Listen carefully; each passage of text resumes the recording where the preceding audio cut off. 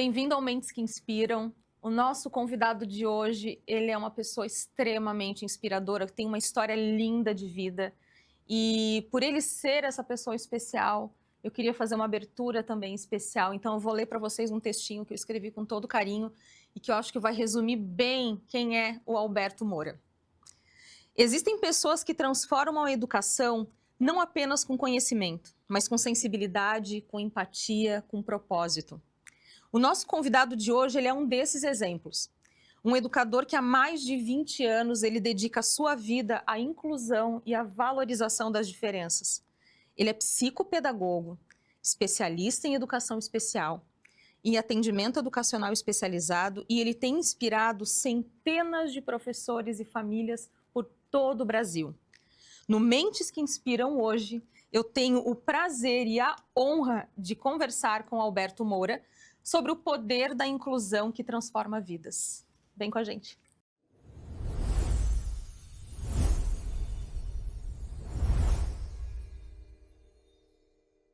Bem-vindo, Alberto, ao Mentes que Inspiram. É uma honra te ter aqui, né? Foi uma construção assim de formiguinha para te ter aqui no programa. É uma pessoa fantástica que tem uma história linda de inclusão. Só que a história dele ela começa há mais de 20 anos atrás. Quase 2 décadas trabalhando com educação inclusiva, com educação como um todo. Fala um pouquinho sobre isso, Alberto. Assim, aonde começou o teu trabalho? Como é que o Alberto chegou na educação e como é que o Alberto está onde ele está hoje, assim, sendo referência em relação à educação inclusiva? Vanessa, é um prazer, né, estar aqui com vocês hoje, né? E falar de inclusão é algo que, com certeza, né, poderíamos ficar aqui horas e horas conversando e eu tenho certeza aí que nós não encerraríamos o assunto, né? A minha história começou há 20 anos atrás, né, como tu trouxe, trabalhando num antigo asilo, entre aspas, que era um lugar onde tinham pessoas de terceira idade e também pessoas com necessidades especiais, né, no qual eu prestava um serviço voluntário e eu percebi que precisava, né, fazer algo diferente para aquelas pessoas, né? Então eu comecei plantando feijãozinho no algodão, levando a minha irmã quando criança, levando meus vizinhos para prestar esse serviço para essas pessoas, trazendo algo diferente. Ali eu percebi que realmente o meu chão seria educação especial. Ai, que linda essa história, quando a gente começa com trabalho voluntário e vê propósito, né? E me diz uma coisa, como é que a inclusão chegou na tua vida de uma maneira em que tu percebeu que ela seria a tua missão? Eu acho que me sentindo também, né? Acho que todos nós percebemos quanto algumas facetas na nossa vida que a gente também tem dificuldades, né? Sendo diferente, às vezes sendo um pouco mais agitado, ou sendo um pouco mais perfeccionista, ou tendo algumas pessoas têm algum modo diferente de operar, né? Uhum. Como fala a doutora Ana Beatriz, né? Os cérebros, eles pensam demais, eles são mais ativos, né? Então, eu acho que todos nós fazemos parte de um processo diferente. Sim. Então, eu também me incluo nesse processo, me sentindo como uma pessoa diferente. Talvez não como público-alvo, mas sim me observando e observando o outro, né? Eu acho que esse processo de empatia, ele também precisa ser especial. E você acha que a empatia, ela nasce com a gente ou a empatia é algo que a gente aprende com o outro, na convivência com o outro, no Eu nosso acho, dia a dia? penso que a gente aprende com a modelagem, né? Com o próximo, né? Então, acho que os pais, eles fazem isso, né? E hoje a gente conversava ainda pela manhã sobre isso, né? O quanto que uma mãe, um pai, né? Eles ensinam os seus filhos a terem os sentimentos, a sentirem aquela sensação, né? Tô feliz, tô triste, né? Tô chateado, tô bravo. Então, acho que isso é construído desde pequeno. E você lembra de algum aluno, alguma história que te transformou de maneira bem pessoal, Alberto? Sim, há uns 15 anos atrás, uma menina com paralisia cerebral, no qual ela era cadeirante, né, fazia uso, né, de uma cadeira de rodas, né, dependia muito de uma monitora, e eu percebi que ela tinha funcionalidade somente de um dedo.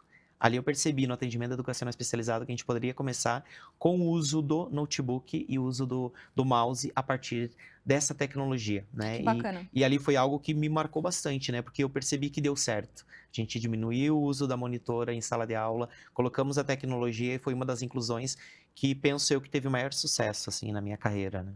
Perfeito. E tu trabalha muito tempo com atendimento educacional especializado dentro das escolas. O que, na tua opinião, faz uma escola realmente ser inclusiva e sair da inclusão apenas no papel, que é algo que a gente vê muito por aí, né? As pessoas falando muito de inclusão, tem um baita, um belo projeto de inclusão ali lindo que a gente sabe que poderia dar muitos frutos, mas acaba ficando só na vontade, né? Então, como é que uma escola faz para realmente ser inclusiva e sair do papel? Vanessa, penso que a inclusão, na realidade, ela tem que ser, né, remodelada.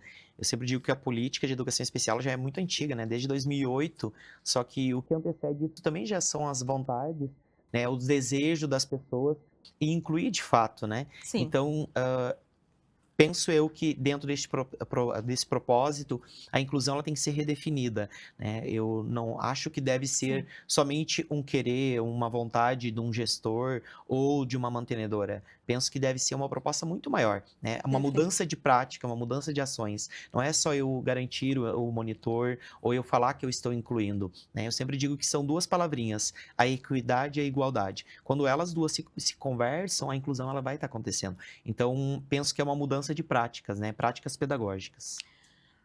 Eu entendo assim que esse teu olhar carinhoso para dentro da escola é muito bacana, né? A gente conseguir trazer realmente essa sensibilidade, né, a equidade e a igualdade, né, dentro do seu sentido amplo de palavra para dentro da escola.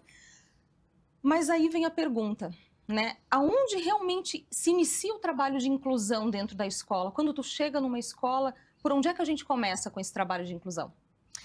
Penso que a gente sentindo o estudante, né? A gente tem que sentir o aluno, o estudante, né? Como que ele de fato aprende, quais são os caminhos do aprendizado dele, né? Será que ele precisa de um engrossador para um lápis? Será que ele dá conta de se alimentar sozinho, né? Eu acho que primeiro toda a equipe, né? E quando eu falo de toda a equipe, não é só o professor de sala de aula, Exato. desde a pessoa que recebe lá na portaria, desde a senhora que faz a refeição, desde de uma pessoa que faz a higienização da escola. Acho que todos nós precisamos sentir aquele aluno, aquele estudante, para depois realmente, de fato, nós personalizarmos um currículo acessível para ele, né? O PEI ou o PDI. Aí eu estou falando de inclusão de fato.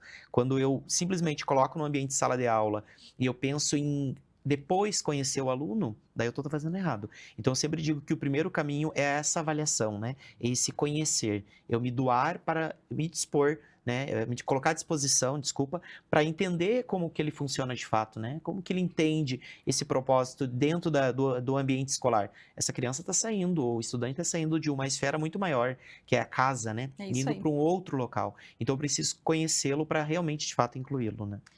E na tua visão de profissional que está há muitos anos dentro da escola, quais são os maiores erros que tu vê na tua visão, chegando numa escola, visitando uma escola ou lendo a respeito, né, dos projetos de inclusão? E quais são os maiores erros que a gente percebe na prática do atendimento educacional especializado na escola, né? Porque não adianta a gente ter apenas a sala de recursos se a gente não tem o macro, né, esse envolvimento da escola como um todo e profissionais realmente, né, que façam uso de todas as práticas de inclusão dentro da escola e utilizem esse espaço que é fundamental e maravilhoso dentro da escola da melhor maneira possível para criar potências, né? Sim. Como é que tu vê assim que seria a melhor maneira de utilizar esse atendimento educacional especializado dentro das escolas como um todo? Penso, Vanessa, que eu acho que o AE hoje ele tem que ser repensado, né? Nós estamos aí há tantos anos já falando de educação especial, falando dessa implementação dessas salas de recurso, né? No Brasil inteiro, né? Quando iniciamos, nós iniciamos com 25 mil salas de recurso sendo implementadas, né, pelo governo. E hoje nós temos aí várias salas de recurso dentro tanto da rede privada, rede municipal, estadual, Verdade. né, federal. E dentro deste contexto, a educação especial ela vem se redefinindo com o AE. Então hoje o AE ele precisa ser repensado. Eu sempre digo que o AE ele não deve ser somente um atendimento no contraturno. E antes de vir para cá, eu estava repensando isso, né? Estava pensando assim, será que o AE somente deve ser no contraturno? Eu acho que não, eu penso que não. Ele deve ser no mesmo turno também. Ele tem que ser no contraturno para atender o aluno, para não ferir a escolarização dele, mas eu Perfeito. preciso acompanhar esse atendimento lá na sala de aula, né? Que é o que eu faço. Recentemente eu saí de uma escola privada que eu fazia isso. Eu atendia no contraturno, atendia no turno e verificava realmente a funcionalidade daquele aluno. Como que ele estava sentado, onde que ele estava sentado, né? O que estava sendo planejado para ele. Então eu penso que o AE hoje ele tem que ser repensado, né? Mas muitas escolas fazem um atendimento muito bom, não sendo atendimento de reforço, né? E nem Sim, o exato. atendimento de escolarização. Para a gente não confundir, né, qual é a função real dessa sala de atendimento especializado, né, o quanto ela pode aportar o processo de aprendizagem dentro Perfeito. da escola, né, isso é tão importante e acho que é fundamental para a gente conseguir dar um pontapé inicial para a prática perfeita, né, da usabilidade desse material, né, de uso não só no papel, Uhum. mas também prática dentro das escolas. E a gente está falando de incluir, né, Alberto? Assim, incluir ele é um ato de amor, mas incluir também é formação, é técnica, é empatia, é sensibilidade. A gente está falando de educação pública e privada, né? A tua atuação, boa parte é na rede pública. Tu faz bastante formações na rede pública de ensino, né? Pelo Brasil inteiro. E as tuas formações, elas são essenciais, né? Para o bom funcionamento das escolas e para dar dignidade e amor para essas crianças de inclusão que chegam nesses ambientes escolares. Mas o que tu achas, na tua opinião, que falta para o professor brasileiro no que a gente tange em relação à inclusão de fato? É uma pergunta bem desafiadora, assim. Eu penso que a gente poderia destacar vários pontos, né? E entre eles, acho que o principal é o recurso pedagógico. Acho que isso o professor, né? E daí não só falando também da rede pública, não. Às vezes a gente entra numa rede privada e também falta recurso pedagógico, né? Penso que o segundo ponto, além do recurso pedagógico, é o pessoal, né? As pessoas disponíveis para fazer esse processo de apoio para o professor que está ali também auxiliando nesse processo de inclusão. E o terceiro, acho que as políticas de educação especial elas precisam ser repensadas, né? Perfeito. Elas precisam ser vistas de uma outra forma, com outro olhar, né? E todo o processo de acessibilidade que a lei aí coloca. Eu acho que ainda nós estamos caminhando, né, para este destino, que é o destino da inclusão significativa, né? Nós não estamos mais engatinhando como alguns anos atrás, 10 anos nós estávamos. Nós estamos caminhando para realmente a inclusão acontecer. Então eu penso que essa educação especial inclusiva, ela está sim sendo uma perspectiva inclusiva, que é o que a gente vem há muitos anos lutando aí dentro desse processo de inclusão. Isso é inspirador, né? A gente saber que está saindo do papel e a gente consegue vislumbrar uma luz no fim do túnel, né? Nesse assunto que é tão importante para a sociedade. Em toda a tua vivência, Alberto, qual foi o aluno, o projeto assim que mais te impactou, assim que te marcou muito nessa tua trajetória, né? Defendendo a inclusão dentro das escolas aí por esse Brasilzão?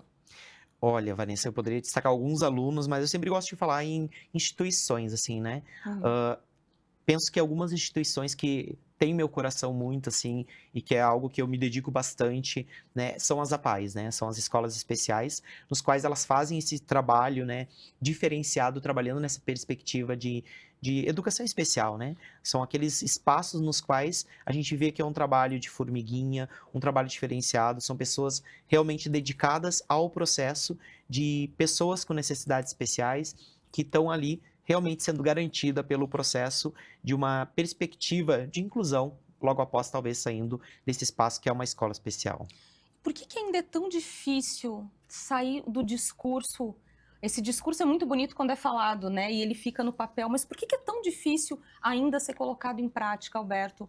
Né? A gente percebe o quanto os profissionais, as escolas, as políticas públicas, né? A gente vê tantas barreiras, tantas dificuldades. O que falta para sair do papel? Penso que ainda nós precisamos de pessoas qualificadas, né? E eu acho que não é só uma formação de 5 horas, nem um curso de 10 horas. Eu acho que é uma formação continuada para essas pessoas poderem entender o que realmente é o autismo, o que realmente é uma tecnologia assistiva, né? Qual que é o currículo adaptado, como fazer, de que forma fazer. Mas não é só oferecer há 5 anos atrás, é algo que precisa ser vivenciado sempre. Então, os professores, profissionais da área da educação, saúde, assistência, precisam sempre reviver esse tema. E reviver esse tema são vários assuntos dentro dele, né? Então, inclusão, ele é macro. E em cima disso, nós temos várias divisões que elas precisam ser trabalhadas constantemente. E você acredita que as políticas públicas têm acompanhado realmente as necessidades das salas de aula? Olha, Vanessa, algumas sim, outras não, né? A gente percebe muito que dentro das prefeituras nos quais eu faço assessoria, eu percebo que sim, elas vêm operando bastante com políticas próprias, né? Nós temos aí políticas tanto do governo, que vem do MEC, que vem federal, depois dos estados, né? Dos municípios também. Então eu percebo que sim, eles vêm conversando com umas legislações muito mais significativas hoje, fazendo com que essa inclusão ela aconteça, né? Não trazendo assim só incluir de fato, não, pensando no currículo adaptado, pensando em salas sensoriais, que hoje é algo que está sendo muito discutido, né? Uma sala de autorregulação para para se trabalhar dentro do contexto de escolarização, as terapias fazendo também este contexto de atuação no ambiente escolar, né, dando esse feedback que antigamente não se tinha.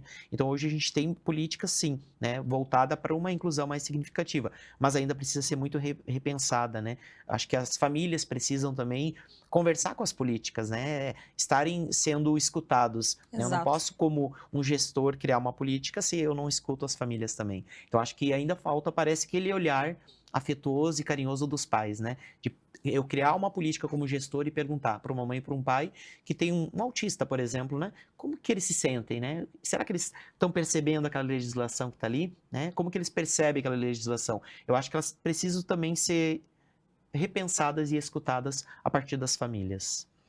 Eu ia mesmo te perguntar isso, assim, tu falou da sensibilidade que falta, né? Mas falta realmente sensibilidade, falta recursos, falta financiamento. O que que falta para isso realmente acontecer de fato na prática? Muitas vezes falta recurso financeiro. A gente percebe que a gente vai dar um passo e aquele passo que a gente vai dar, às vezes ele é muito comprido, a gente tem que encurtar, porque a gente percebe que dentro dos municípios ou nos estados, o recurso financeiro ainda ele é pouco, né, sendo destinado, dependendo for o tipo de proposta inclusiva, né? Então, assim, principalmente quando se fala em contratação de pessoas, né? Alberto, se você pudesse hoje, pensando em toda a tua trajetória de vida, se você pudesse falar para os gestores de educação que cuidam das políticas públicas, né, de inserção da inclusão em todas as escolas do Brasil, e a gente tem um canhão imenso de pessoas nos assistindo aqui, a gente quer que essa entrevista ela tenha um alcance gigantesco e vai ter. Que recado tu darias para essas pessoas? Que eu sempre penso, né, Vanessa, também, tu viu que eu trago sempre o termo pensar, né, porque o achar é um achômetro, eu acho que é muito pouco, acho que a gente tem que colocar o que a gente pensa, Eu né, então, concordo igual. o que eu acho que eu penso é que quando a gente olha o telhado do vizinho, né, e o telhado tá bonito, né, quanto que às vezes é bonito aquele telhado, ele é diferente, eu penso que os gestores também precisam olhar para os vizinhos, e olhar para os vizinhos é olhar o quanto que tá dando certo outros municípios por aí, quando se fala de inclusão, né? E eu não falo somente de Porto Alegre, eu falo de um Brasil, né? Então, assim, quanto que o estado X, Y tá dando certo? Quanto que aquele município tá dando certo? Então, Perfeito. acho que os gestores precisam, primeiro, olhar, né, sair de dentro do seu município e olhar para outros municípios, outros estados que também fazem parte dessa referência de inclusão, né? E hoje, jamais, em tempo algum, eu falaria de uma referência de inclusão, porque eu acho que nós temos várias por aí pelo Brasil inteiro. Modelos lindíssimos, isso seria tão bacana, né? Esse benchmark entre os Perfeito. poderes públicos, os gestores de educação de todo o Brasil, falta diálogo, falta conversa, né? Falta esse entendimento do que o outro está fazendo, né? Será que eu posso fazer? Como que eu posso fazer? Né? Se eu estou falando de um órgão público, qual a rubrica que eu posso usar para Perfeito. adotar, para fazer a medida daquele valor, daquele recurso, para gerir o meu município melhor? Então, eu penso que sim, os gestores precisam sair da onde eles estão e olhar para outros lugares também. E o segundo seria a assessoria. Eu acho que a assessoria ela traz para nós um olhar mais significativo. Então, quando o gestor ele pensa numa assessoria de fora para o seu município, com certeza a inclusão ela vai dar muito certo. Ela vai fazer com que a inclusão seja uma inclusão significativa. A tua trajetória, Alberto, assim, esse teu olhar para um Brasilzão que a gente tem, assim, com coisas tão lindas acontecendo, tu tem o privilégio, né, de conseguir ir em praticamente todos os estados do Brasil, né, fazer a tua fala, defender a inclusão da maneira correta dentro das escolas, tanto na rede pública quanto na rede privada, e eu admiro demais a tua história por isso, assim, ter uma pessoa que tem esse penso, com uma trajetória de 20 anos aí, levantando a bandeira da inclusão, né, nesse Brasilzão, a gente precisa tanto disso. Com essa tua experiência de vida, o que que a inclusão te ensinou em relação ao ser humano, assim? O que que tu viu em toda a tua trajetória que tu entende, assim, que ensinamento bacana sobre o ser humano, assim? Tu deve ter visto muita coisa linda ou nem tanto. Vanessa, tu sabe que, tipo, antes da pandemia, até agora após a pandemia também, antes da pandemia, eu viajava em vários estados do Brasil para dar aula na pós-graduação. Eu viajava na sexta, ficava ali sexta, sábado, domingo e voltava só na segunda-feira, né? Então eu tinha, mês de fevereiro, era todos os finais de semana comprometido com viagens. Nesses anos todos eu fui viajando em vários lugares do Brasil.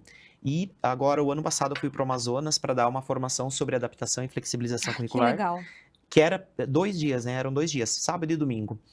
Só que antes da pandemia ali, um pouquinho antes da pandemia, eu já conhecia, né, Manaus, já conhecia um grupo de estudantes e após eu retomei, né? Eu voltei para lá, fui dar a formação. Então eu percebi o quanto que as regiões, elas vão mudando, né? Elas vão evoluindo. O que eu quero dizer para você com isso? Que quando eu fui antes da pandemia, eu vi aquele grupo de pessoas pensando de uma forma de inclusão. Quando eu retornei lá e eu trouxe um outro olhar, eu vi um outro pensar de inclusão. Então eu sempre digo que as pessoas, elas podem repensar a inclusão. É tão gratificante quando a gente vê essa mudança acontecendo na prática, né? E eu acho que tu tiveste um cenário, tu fez a tua capacitação, tu dividiu o teu conhecimento, a tua sensibilidade, e quando tu voltas para esse mesmo lugar e viu que nasceu florzinhas, né, que deu deu certo, frutos, né, que deu Vanessa? Que deu certo. certo. Pá, isso é tão legal. Eu sou muito inspirada pela tua história, né? E eu sou uma pessoa que falo muito sobre legado, né? Esse programa aqui, eu quero que seja um legado de histórias inspiradoras, trazendo pessoas como tu, Sim. com histórias lindas e que podem fazer diferença, assim, para tanta gente.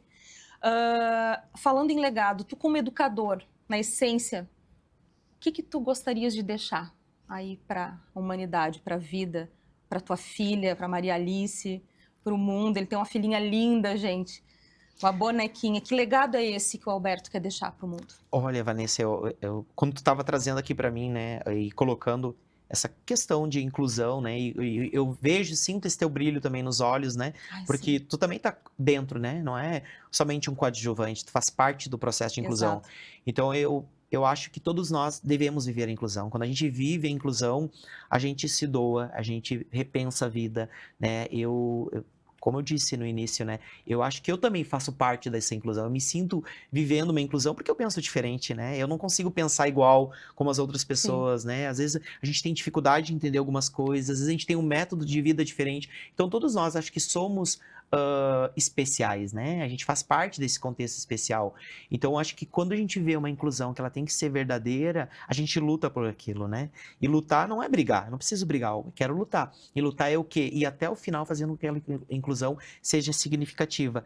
Então, sim, eu acho que nós precisamos se doar. E doação, eu acho que ela vem de coração. Acho que a gente precisa ver o outro, ver um outro olhar, né? E eu acho que as pessoas, acho que elas precisam repensar isso. Então, acho que eu deixaria isso, assim, um pouquinho de mim é viver isso. Eu vivo isso, né? Então, esses 20 anos eu vivo a inclusão, né? É não ter medo de que talvez possa dar errado aquele processo inclusive e tá tudo bem, e eu tenho que repensar novamente. Só que o não dar certo aquele processo inclusivo, Vanessa, não é esperar o final do ano.